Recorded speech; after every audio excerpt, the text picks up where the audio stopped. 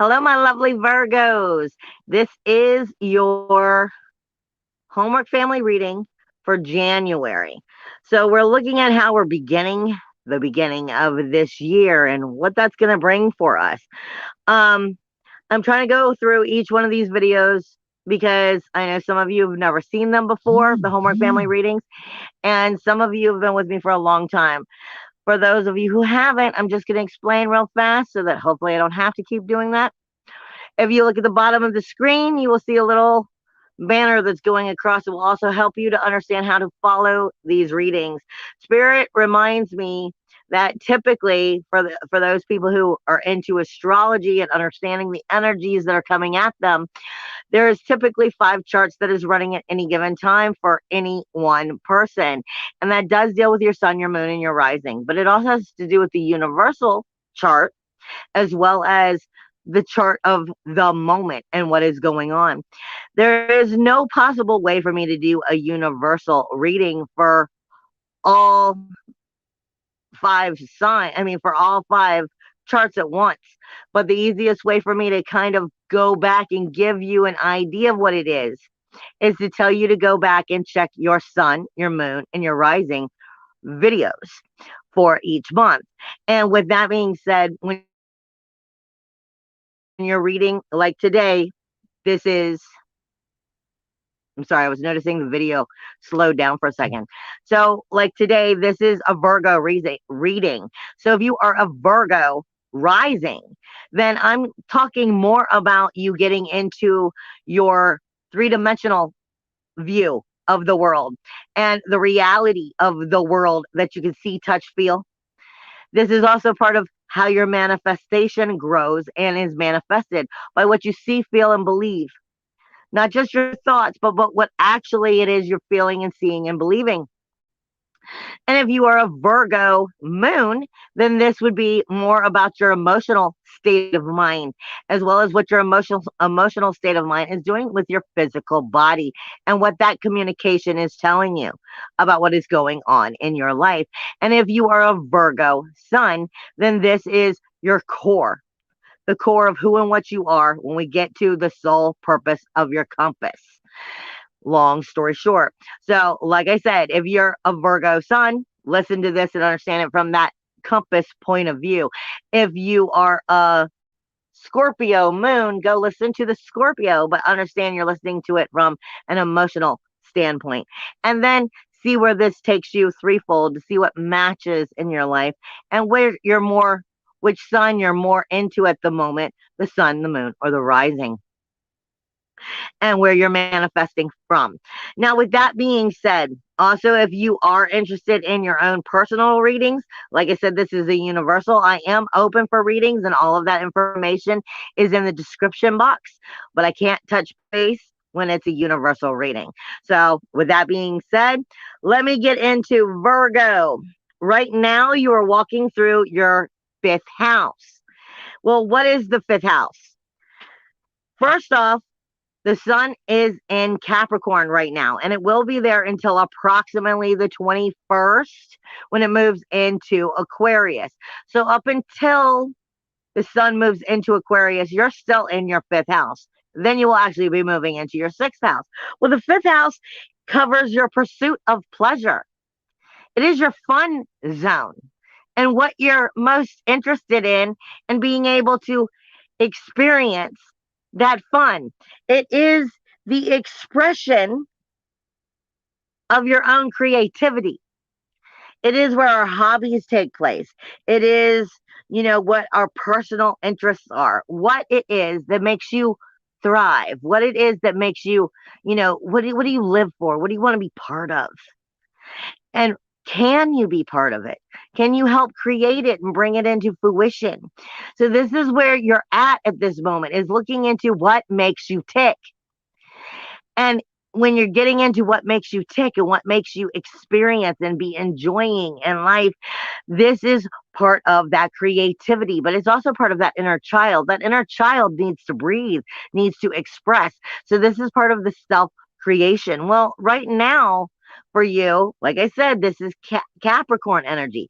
And Capricorn is a loaded house right now. It still has the sun here, until the 21st.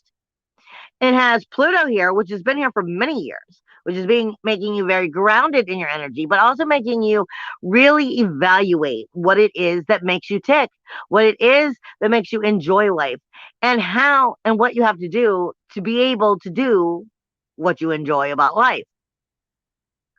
As well as Venus is here right now. Venus is in retrograde and will be in retrograde up until Venus is going to be in retrograde until the 29th. So right now she's touching base on what you value within this creative expression. What is important to you of having it in your life and what is not. She's also talking about when it's not available, of what part of it is making you uncomfortable because you're not available to do those things. I tell some people your fifth house can be many things. I mean, it can be the fact that you're a musician and that you need to play your music. It could be a fact that you're an artist and you need to be able to paint and draw. It could be the fact that you're a nature person and you need to get out and be with nature. There's so many things it could be. Hobbies, sports, anything that makes you tick and feel thriving.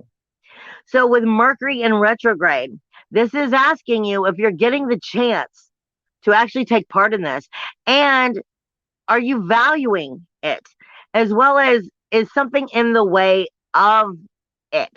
Is it keeping you from being able to get to what you value? And acknowledging this so that you know what to do to shift it so that you can get to these things. Because without these things, it will mess up your inner emotional security. It will mess up the way you feel about yourself, your self-worth, self-value, self-esteem.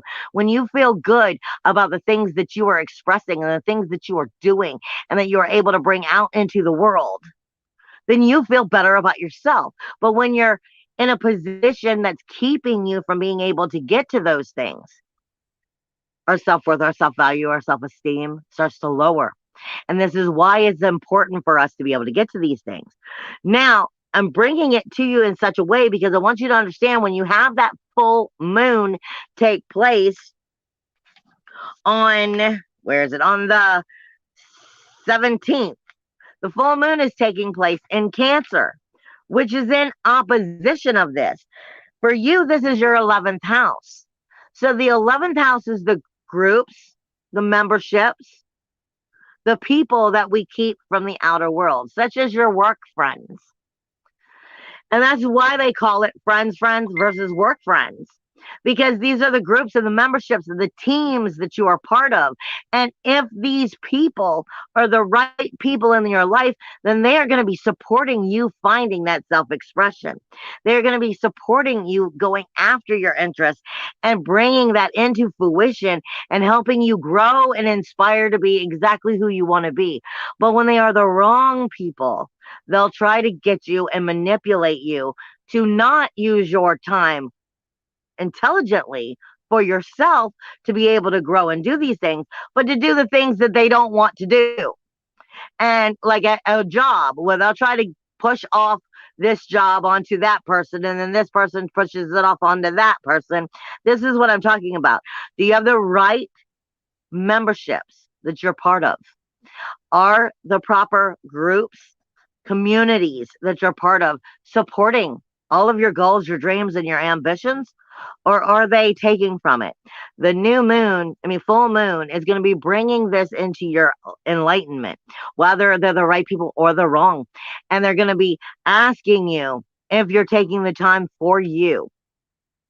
Now, with that being said, you have your sixth house is where Mercury is going to go retrograde. Now, this plays off of that fifth house because the sixth house is our daily mundane tasks. This is the things that we overlook. It's repetitive. We don't realize how important it is. I always say the people, the places, and the things that you consume of energy on a daily basis are actually consuming you. So what you're putting your time and your energy into is also what you are becoming. So we're looking at our daily tasks, our daily routines, the mundane, your health, your diet, your work, your environment. It is also, the tasks and what you are part of. And are these things actually supportive of where you want to see and take your life? Mercury is going retrograde here. Not to mention Saturn is here. Saturn is reminding you to set the walls and the rules, the walls and the boundaries so that you can be exactly who you want to be. He's strengthening that for you and helping you to align it for your own life. However, Mercury going in retrograde typically is our communication outwardly to the rest of the world, but it's in shadow until the 14th when it goes retrograde in Aquarius. Then it will eventually go all the way back to the 5th house for you on the 25th. But from the 14th through the 25th, we're looking at where your communication, while it's in shadow right now, and when it starts to go retrograde, where that communication in these daily routines, these daily tasks, the people, places, and things of energies that you consume, which consume you, is the communication here right? Or is it wrong? Is it supporting what you really want to see? Or are you maybe looking at things from a different point of view? Because when we go into shadow, we tend to be a little bit more self centered and we tend to be a little bit darker. We tend to see things from a little darker of an aspect as to what the daily for you, the daily mundane is asking of you, or what you've chosen to be part of your daily mundane, the people, places, and things of energies that you consume. It's your diet, not just your diet of food, but your diet of energy. And your communication is asking you, what is this energy that you're feeding yourself? And is it supportive of you or not? As well as those people and those places and those things, does that support you or not? And should you really acknowledge that at this time? Then, like I said, it's going to jump back into your 5th house, and Mercury will start asking you again about that creative expression, that fun zone, that inner child, that being able to do the things that make you tick. And are you really able to, or are things standing in your way that's keeping you from that? And then when it comes back forward, it will start setting it back into a new positive direction. Not saying that it's not positive right now, but it's giving you a moment of reflection, a moment of inventory, so to speak, as we are going through a Mercury retrograde. Now, for you, Jupiter has moved into your 7th house, which is going to make your relationships abundant right now. Jupiter is the higher self when it's in Sag, because that's the galactic center. But Jupiter is not in Sag right now. But Jupiter is the higher knowledge. He comes with the ethics and the morals. He comes with the manifestation and the abundance. Jupiter, though, can also go positive or negative. So as long as you are looking at your relationships in positive ways and you are setting positive relationships, he's going to flourish those relationships. He's going to make them bloom and bring more people to you that are in a positive frequency. But if you're looking at them negatively, as well as your own position within these relationships, then he's going to bring more mirroring to you, and he's going to bring more relationships that may make you question if you are doing your homework and getting to understand what makes you tick. Okay. And if you are able to actually go after that or not, he will bring the proper people to you if you're in that positive place that help aspire to get you there. But if you are in the negative place, he's going to bring people who are going to actually ask you if you're going to stand up and start to go in the right direction. And this is going to be happening all year. Jupiter is now in the 7th house, and you have a relationship with any and everything you care about. I say this to people all the time when I'm talking to my clients. Your relationships aren't just with your friends, aren't just with your spouses or with your children or your parents. They're with everything that you care about. You have a relationship with your car. When you have no car, you know all about that relationship. When you have no money, you know all about the relationship with the lack of money. Any and everything that you care about, that you have a value in, you have a relationship with. So Jupiter is going to be strengthening these relationships by showing you when you're doing it right as well as when you're doing it wrong, and helping you to understand how to strengthen and make that even better for your growth. Now, the thing is, you have the South Node, which is now moved into your third house, which is Scorpio. Your third house is your communication. So you may be a little quick to speak. And that's not necessarily a bad thing, but you may speak also without fully thinking about what you're saying. And Mercury in retrograde also tends to make us a little word vomity. That does not mean that it's bad. Sometimes you need to say the things that you say, but there's also a proper way of expressing ourselves that is becoming, and I'm not saying from what society has taught you, I'm saying from a spiritual well being able to be open minded and actually hear, not just talk. Sometimes we need to hear what's being said to us instead of putting our 2 cents in. So, are we having a full balance in our communication? Because the South Node is now in your communication house for the next year. And this means there is a lesson within this communication that needs to take place, because the South Node is everything that you are incredibly good at, but it's not good for you. It doesn't serve you. It's not becoming of you. It does not help you. So something in this communication is speaking about where either you don't speak up at all or you speak up before you have time to fully think it through. And it is asking you if you're going to actually start allowing focus to come into this communication and balance within this communication. Are you hearing just as much as you're speaking? Are you allowing it to digest what is being said? And are you allowing yourself to digest what you are saying? There is a lesson here within your spiritual growth of helping you know how to mature within this communication area for you. Because Scorpio is also birth, death, and rebirth. It is the transformation that makes something last and grow and inspire to be better. But it is also the eighth house, which speaks to us of there are rules. There are rules, walls, and boundaries. And even in communication, there are rules. We must also hear. We also must also speak. We must be willing to speak. This is where all of this is coming from. So there is a lesson for you to learn here over the next year, actually like 18 months, while Scorpio is walking through this house. Now, on your ninth house, you are about to have more of a spiritual growth over the next 18 months. And this can be a very powerful thing as long as you're not afraid of your own power and your own energy and your own higher self. Because otherwise it can cause some battle within yourself. You have to understand, on a universal scale, your ninth house is the universal second house, which speaks to us of self-worth, self-value, self-esteem, independence, individuality, uniqueness, freedom, liberation, coming into our power, being unique and being proud of it.